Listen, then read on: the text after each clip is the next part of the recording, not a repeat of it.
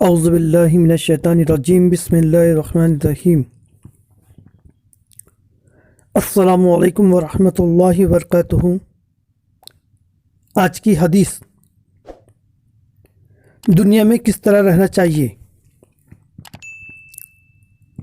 حضرت ابن عمر رضی اللہ تعالیٰ عنہ فرماتے ہیں کہ نبی اکرم صلی اللہ علیہ وسلم میرے جسم کے ایک حصہ یعنی دونوں مونڈھوں کو پکڑ کر ارشاد فرمایا، تم دنیا میں اس طرح رہو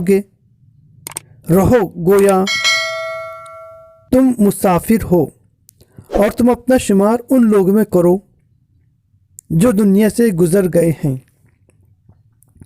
اور اپنی قبروں میں آسودہ خواب ہیں۔ حدیث بحوالہ بخاری۔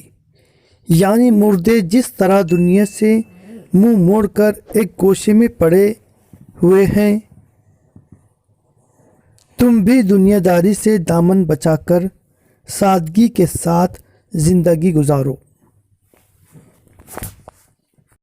اگر آپ نے ابھی تک ہمارا چینل سبسکرائب نہیں کیا تو ابھی سبسکرائب کریں اور بیل آئیکن کو کلک کر کے ہماری لیٹسٹ ویڈیوز کے بارے میں اپڈیٹ جانیں۔